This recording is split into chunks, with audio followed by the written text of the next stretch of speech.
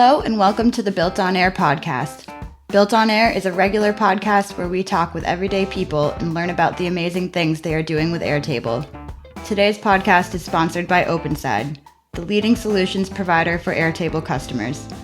Check out openside.com to learn more about their products and services that can take your Airtable usage to the next level.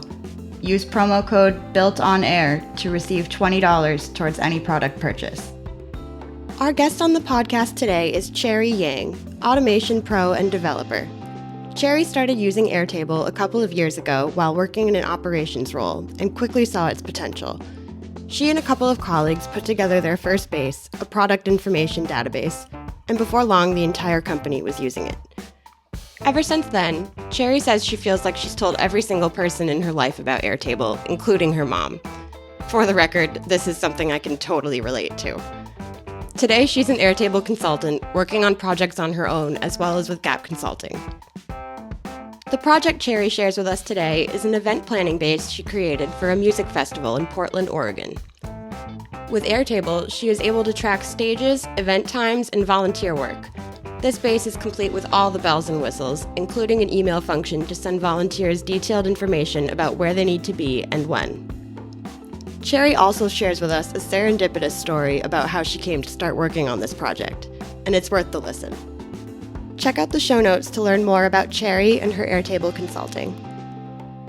Good afternoon, Cherry. Thank you so much for joining us today on Built On Air. Good afternoon. How's it going? Great. And how are you today? I'm doing very well. Thank you. Excellent. So I figured we'd just start with a little bit about your background and how you got to find Airtable.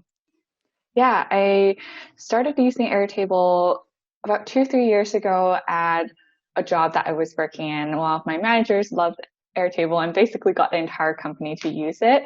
We started building and hacking together a product information management database.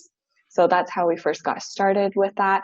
And by the end, we had about 200,000 products in there, and the entire company was using it. So it started with something that a couple of people put together, and then we started tagging every single product so that the company could have accurate search results on the online shopping website. It was mostly focused on food, wholesale food for craft brands. And it was just a really nice experience tagging and working with vendors on Airtable. It's a lot more robust than Google Sheets, because if you ever tried tagging 17 different columns for 50,000 products, your Chrome would just crash like no tomorrow. So Airtable really saved us there. And then ever since then, I feel like I've just told every single person in my life about Airtable. I told my mom, even though she doesn't understand what it is. It's just databases, what do you even do? And I'm sure you understand. And then also since then, I've pretty much tracked my entire life in all my vacations, all the things I'm trying to learn, recipes, all that kind of stuff. Oh my gosh. Working with clients. That's awesome. And so you started using it at your regular job and with one big project, or did it kind of branch into a ton of other little things? Yeah, it branched into a ton of other little things too. So I was doing essentially an operations role there, and then we moved our sales lead sourcing funnel into there. So we had our vendors sourcing leads, we had our scrapers running. So then it would be scraping different grocery stores and different unique brands that went to trade shows. And then we would basically have our vendors in India to enrich that data. So then our sales team can basically call and email them, and that whole funnel, a big part of that lead sourcing funnel was migrated to Airtable. That's super cool. Yeah. It's crazy. I mean, I feel like that's a lot of people's stories, is they're just they find it for one reason and then they're like, oh, I can do this too. And yeah, it just takes over. And then for all of our new user processing, the same thing. When you're getting a new user to sign up on a website, you never want them to fill in too many pieces of information. because then they drop off, right, the sign up process. Mm-hmm. So then we basically end up asking for very little information and then again putting that into Airtable so our vendors could fill it in, could enrich the rest of the data in real time. And that was also super, super helpful for the sales team because as soon as we got that information, then there were some other integrations built in with different systems. So then it would land in the salesperson's to-do list within like 45 minutes of the person joining. Yeah. Half an hour, 45 minutes. Yeah. So it's like almost in real time. That's awesome. Yeah. And it eliminates having to go back and check whatever funnel it's coming through over and over again. And yeah. And you build in checks when they're too, right? So if something isn't filled out, you can like just put a field that says this is incomplete or there's something wrong with it. So yeah, absolutely. Those are really helpful too. That's super, super cool.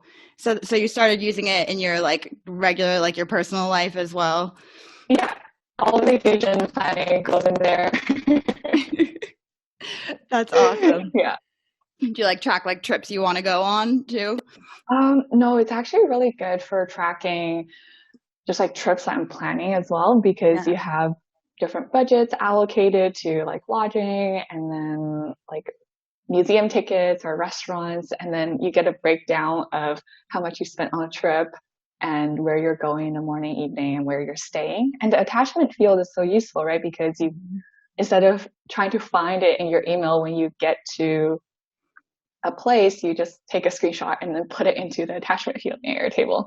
And it's so convenient. Oh, that's awesome. I've never even thought about using it for that. That's great. Yeah, it's like great for the check-ins and like I never need to dig through my email. No, that's perfect. What's the next trip you're going on?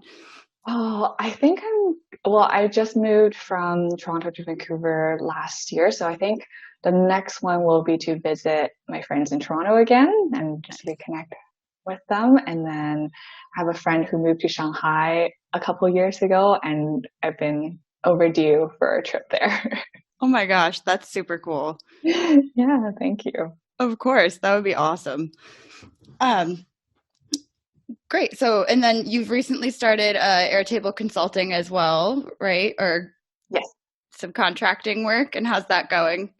That's going really well. I'm working with Gap Consulting right now. I'm doing a few projects on them, which have been really, really fun.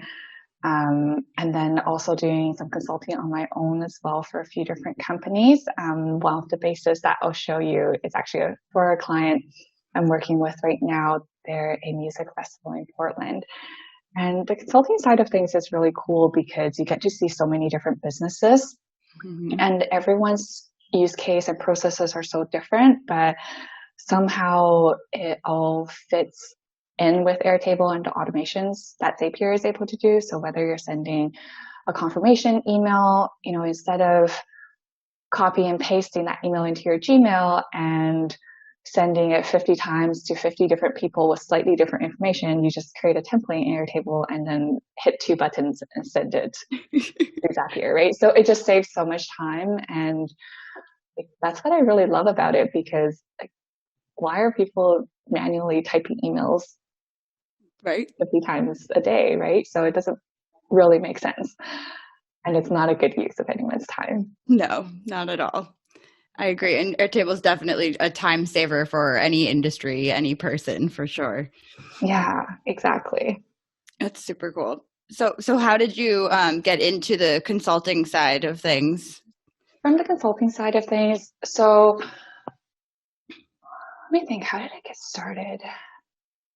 It was really from the Airtable work offered section. I started sending out a few messages earlier last year and getting on some calls with different people. And that's where I got my first client. Well, they actually found me because I had some relevant experience in ecom. So it's this really awesome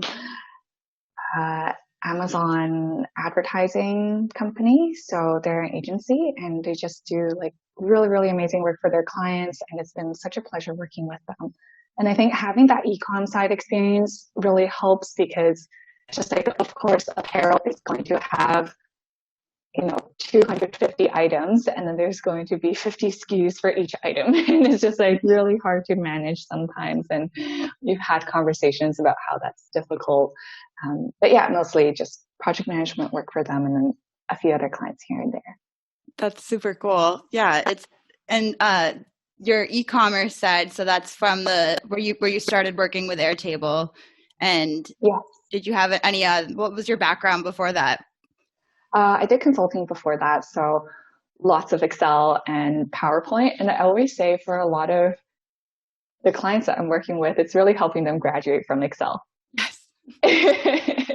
That's the funny part, because Excel is such a powerful tool and I love it for some things, but it's not amazing when it comes to having like 200 rows of data and it all needs to be linked. And especially for people who are not well versed in Excel, if you don't know how to do a VLOOKUP, then it becomes really challenging, and there's like a lot of time spent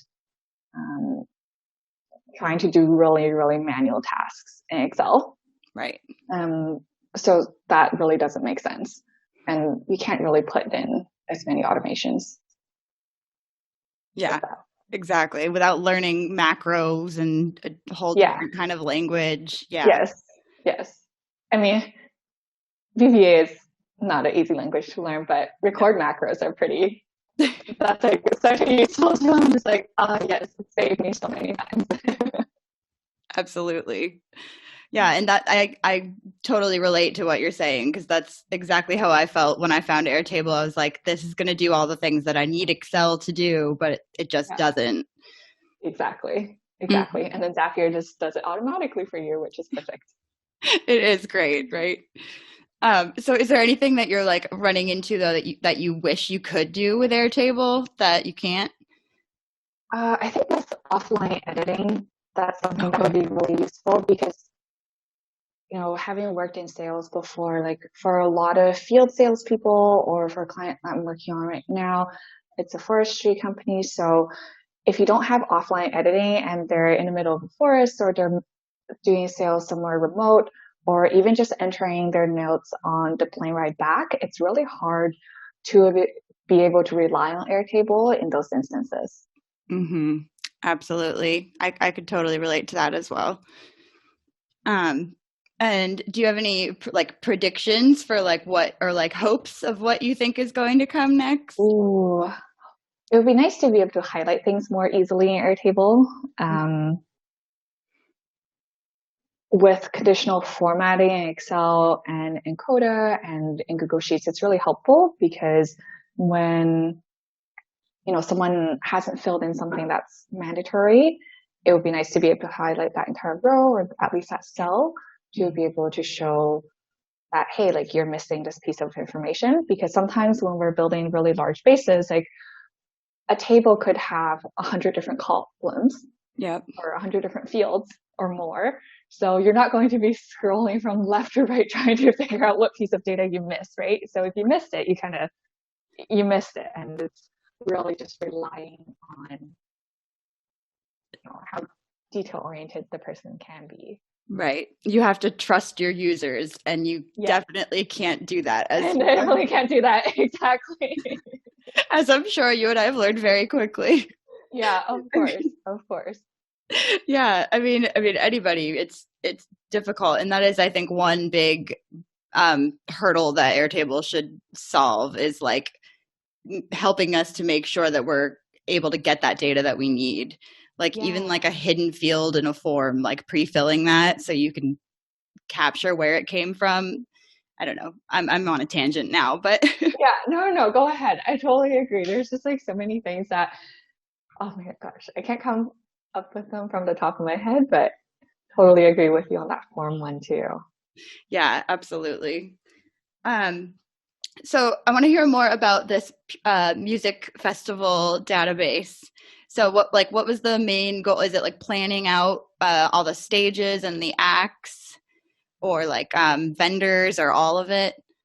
Yeah, so a few different things. We're still in the process of building the base, but right now they're tracking volunteers and partner organizations. So this is a very unique music festival in a sense. So it's actually sponsored by the Portland government, and they're basically hosting this for free and inviting anyone and everyone, obviously, I think mostly adults, but I think it's also family friendly event, to come to this music festival. And the reason for doing and sponsoring this festival is to encourage more volunteers.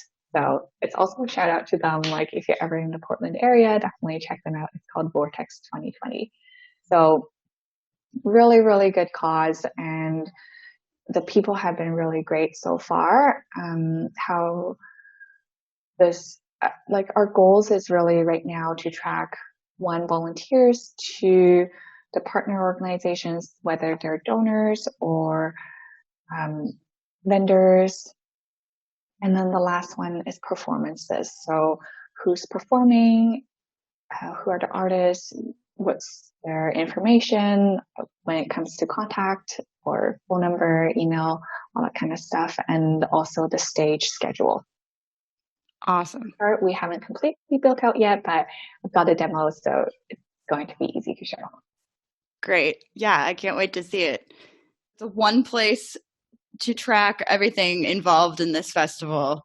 And I'm sure it's been super helpful for them to be able to just have one database to jump into, for sure. Exactly.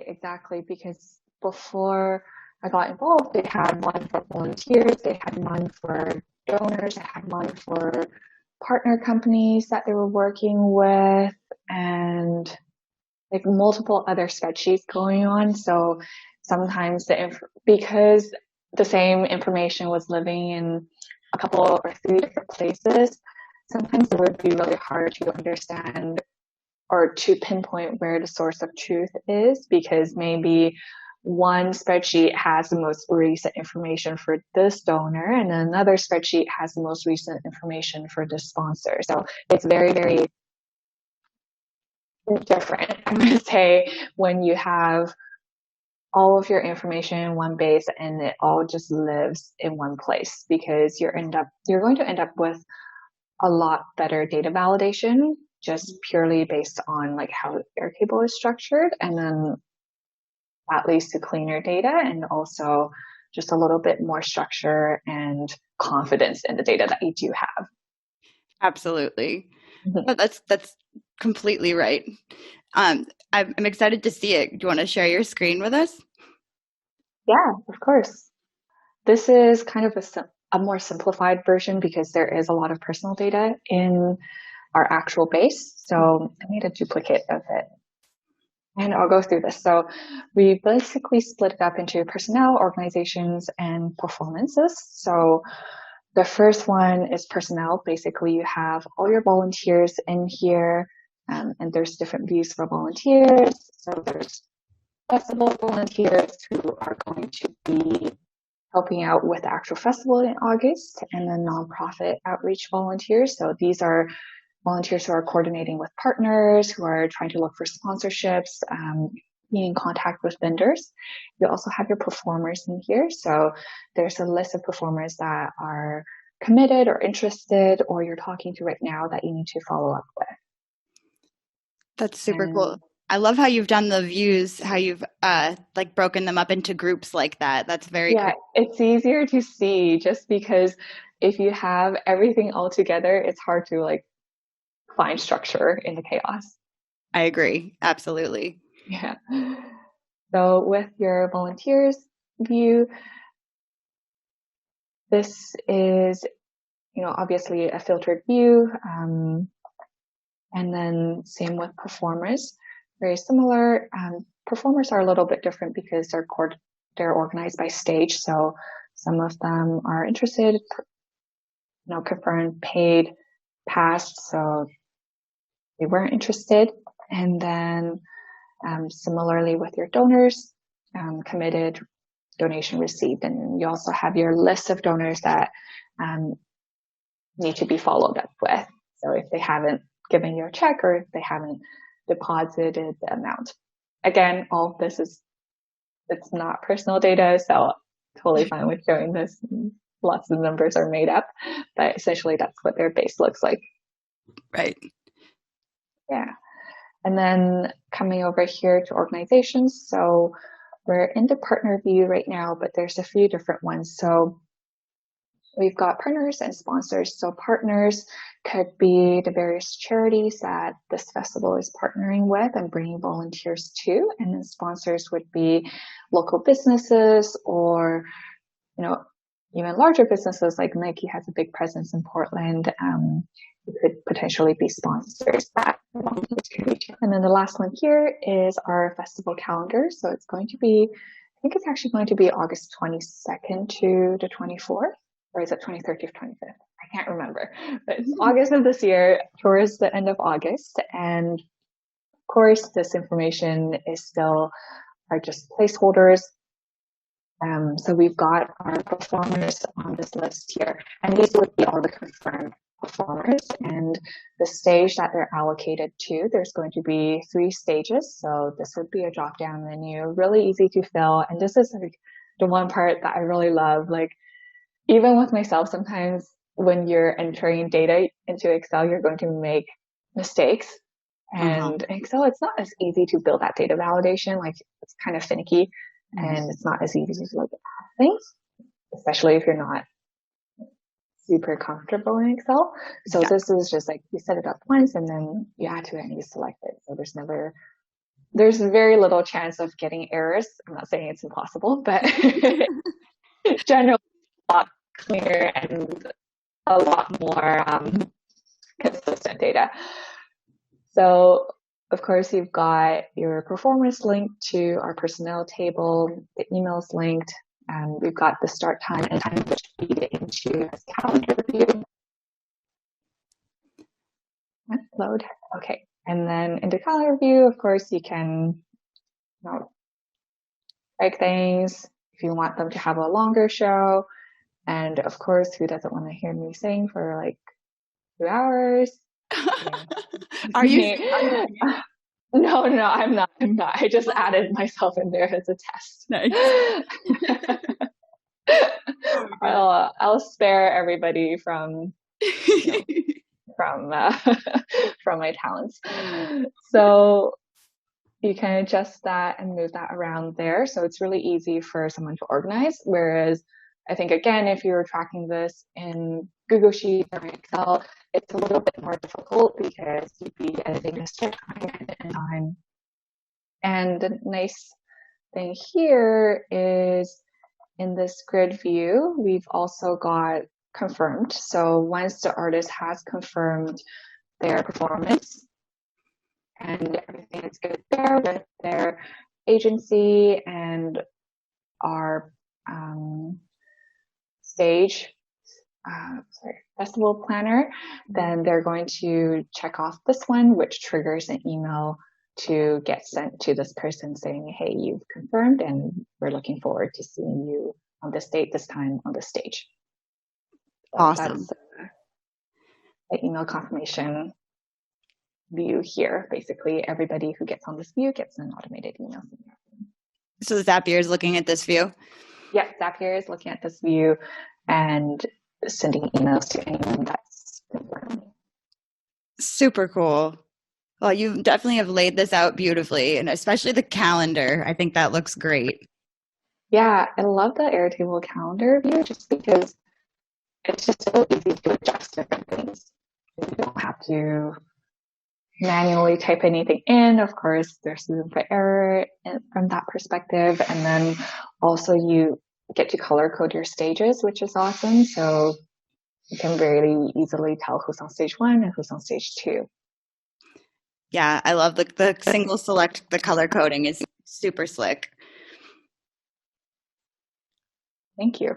Of course. And being able to drag it around too. I always want to find a use case where I can use that just because it's fun.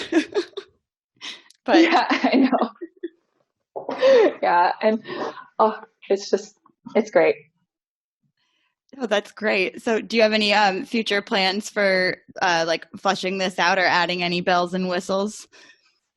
Yeah, so there are some other things that I've been meaning to add. So definitely the volunteer and partner surveys are part of it. So when you're bringing on new volunteers, getting them to fill in these various fields. For example, what are they interested in? That would be, what's their occupation, description of their occupation, if they want to give more information. But very important is this interest section. So there's a lot of different things that they can get involved in. And instead of someone, filling it out on paper or putting it into a Google Sheet and we have to migrate the data, definitely building in a survey directly into your Airtable with feedback and make sure just all the data that's coming in is perfect. That's definitely helpful. So forms are something that I'm looking to incorporate, and then also more email integrations with the different stages. So as we get closer to the festival, you're going to be letting your festival volunteers where they need to be going. So if you've allocated, we don't have the column in here.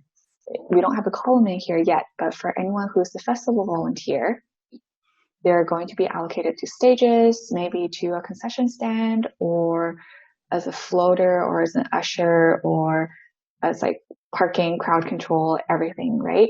So they need to be able to know what their role is on each day of the festival and where they need to be at what time.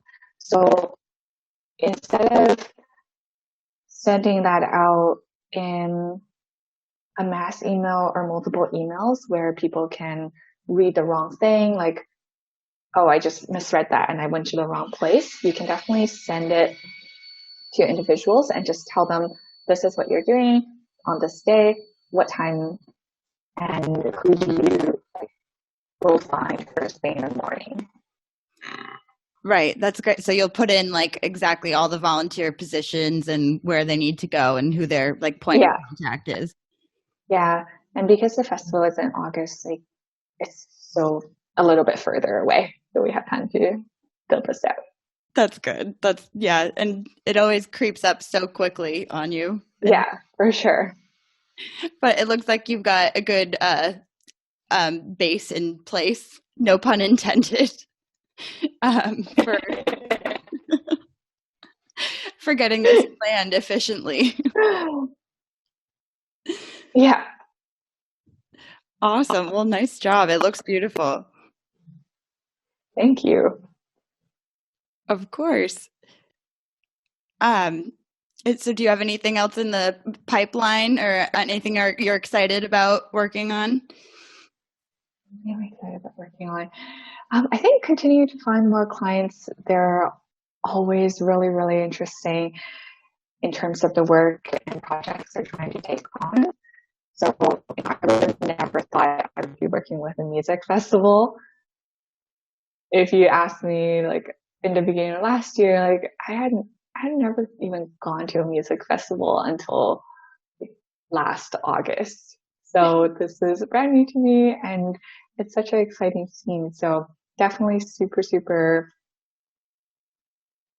serendipitous in terms of the clients that I'm working with, and they've all just been such amazing people. So I'm very, very fortunate to have gotten this opportunity, and that's probably what I'm looking forward to the most.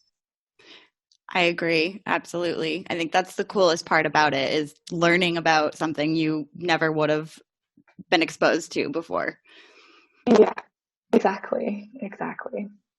And I think treating all of their data with care is also really important, like the integrity of the data. Like for, you do consulting as well. Like for consultants, it doesn't necessarily matter if, Gabriel is a real estate agent and wants to volunteer for the festival or not. Like this doesn't impact me personally, but I understand it's really, really important for the clients. So then during all the data migrations, it's you have to be super, super careful because it's really easy to just have one row get mixed up and then everybody is going to have the wrong occupation or the wrong interests. So like that data integrity piece is really, really important.